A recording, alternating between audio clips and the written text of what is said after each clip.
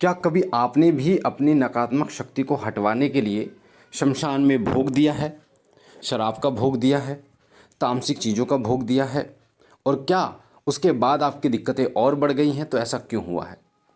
कई बार कई भक्त जो है आपकी नकारात्मक शक्ति को हटाने के लिए शमशान में जाने के लिए बोलते हैं कि आप शमशान में चलिए, और शमशान में जाकर वो तामसिक भोग, मांस, दारू आदि वो शमशान में आपसे भोग दिलाते हैं।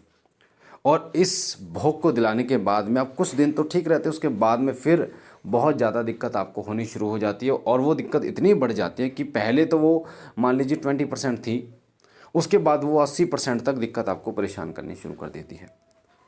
मैं आपको बता दूं कि जो भी नकारात्मक शक्ति है, भूत प्रेत जिन मशान, कुछ भी नकारात्मक शक्ति जो आपको परेशान कर रही है, वो एक तरीके से आपका दुश्मन है, क्योंकि वो आपको परेशान कर रही है। और आप अपने दुश्मन को अगर आप भोग दोगे तो क्या लगता है कि वो ताकतवर होकर और ज़्यादा आपको परेशान करेगा।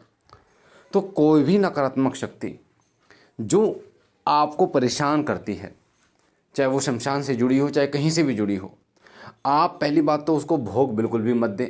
कई लोग ऐसे कहते हैं कि इसको तो मनाया जा सकता है, इसको तो भोग ही दिया जा सकता है, ये बिना भोग के नहीं मानेगा या नहीं मानेगी, इसको तो मनाया जा सकता है। तो ऐसा नहीं है।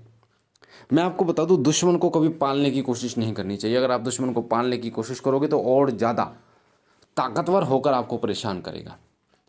कई बार कई केस ऐसे होते हैं जिसमें जो नकारात्मक शक्ति जिन लोगों को होती है, मशान होता है या नेगेटिव कोई शक्ति है, उसका भोग दिलवा देते हैं भगत। और उसका भोग दिलवाने के लिए वो कहते हैं कि तू इसके शरीर से हट जाएगा या इसके छोड़ देगा, इसको दिक्कत नहीं देगा। पर क्योंकि ये नकारात्मक शक्ति जो होती है, कहते हैं ना, लातों के भूत बातों से नहीं मानते, और वही हाल होता है। ये अपने वचनों के इतने कच्चे होते हैं कि अभी वचन करके जा रहे हैं कि हम दिक्कत नहीं देंगे, उसके बाद थोड़ी देर बाद फिर दिक्कत शुरू कर देते हैं। क्योंकि ये भाव से चलने वाली शक्तियाँ नहीं हैं, ये भोग से चलने वाली शक्तियाँ हैं। यानी भोग क्या, इनको मदिरा चाहिए, इनको मांस चाहिए, जहाँ इनको ये मिला वहीं उसका ये कार्य कर देते हैं। तो ये देव तो है नहीं। जैसे हनुमान जी देवता हो गए, बाबा भोलेनाथ हैं, माता कालका हैं, माता दुर्गा हैं। तो देव कभी किसी का बुरा नहीं करते। पर हाँ, जो देव शक्ति नहीं होती, जो नकारात्मक शक्ति होती है, जो सिर्फ भोग पर चलती है, भाव पर नहीं चलती, वो सबका बुरा अहित जरूर करती है। तो अगर आपसे कोई कहता है कि आप शमशान चलिए, शमशान में आपसे कहता है कि मुर्गा कटवाइए, बकरा कटवाइए और जो भी भेंट पूजा देंगे तो आप ठीक हो जाएंगे, तो ये एक वहम है बहुत बड़ा। पहली बात तो ये है कि उसका पाप ये आपके ही सिर मणता है, क्योंकि आपने इस कर्म को किया है, गलत कर्म को किया है, किसी जीव हत्या की है, तो जीव हत्या का पाप आपके सिर मणता है।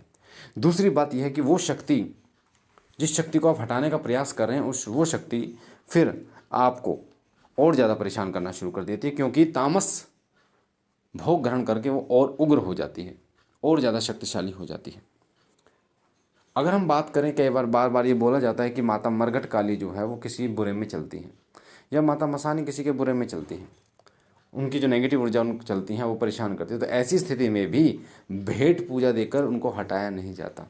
अगर हम मनाने की बात करें तो देव को देव रूप में मनाया जाता है, यानी किसी एक अन्य देवता, आपका कोई देवता है वो उसको मनाता है, या फिर आप उन्हें मनाते हैं तो सात्विक रूप से मनाइए, तामसिक रूप से कभी नहीं मनाना चाहिए किसी को। जहाँ आपने तामसिक भोजन दिया, जहाँ आपने तामसिक भोग दिया, वहीं से आपकी कहानी बिगड़नी शुरू हो जाएगी। वहीं से वो शक्ति उग्र रूप धारण करना शुरू कर देगी। वहीं से वो शक्ति जो है वो आपके ब्लड में यानी खून में रमना शुरू कर देगी, जिसका रिजल्ट ये होगा कि उसको निकालना एक तरीके से बहुत ज़्यादा कैड़ा काम हो जाता है, असंभव काम हो जाता है। मेहंदीपुर में आप जाते हैं, बालाजी दरबार में, मेहंदीपुर की सच्ची सरकार, बालाजी में कोई तामसिक चीज़ें नहीं दी जाती, और बहुत सारी समस्याओं का समाधान होता है जो बालाजी महाराज करते हैं।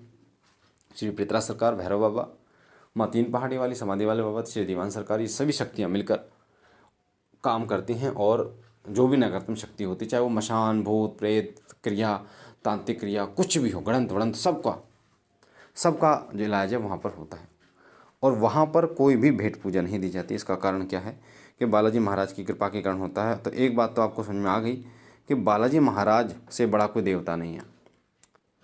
इन चीज़ों, कहते हैं ना, भूत पिशाच निकट नहीं आवे, महावीर जब नाम सुनावे।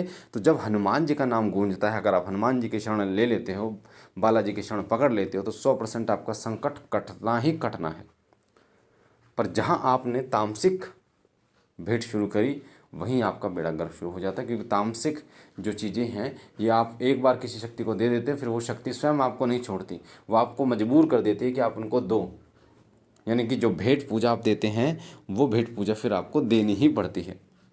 इसलिए सात्विक रूप में पूजिए, किसी भी देवता को पूजना सात्विक रूप में पूजिए।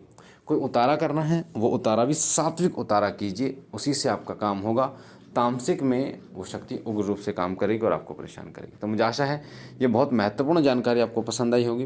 बाबा भोलेनाथ का श्री सिद्धपीठ शिव शक्ति धाम का निर्माण चल रहा है, उसमें सहयोग या दान करने के लिए आप 8130404375 8130404375 इस नंबर पे व्हाट्सअप डीपी पे स्कैनर है, उस पर आप कर सकते हैं जो भी आपका सहयोग है। बाकी बाबा भोलेनाथ आप पर कृपा करें, आपके घर परिवार पर कृपा करें।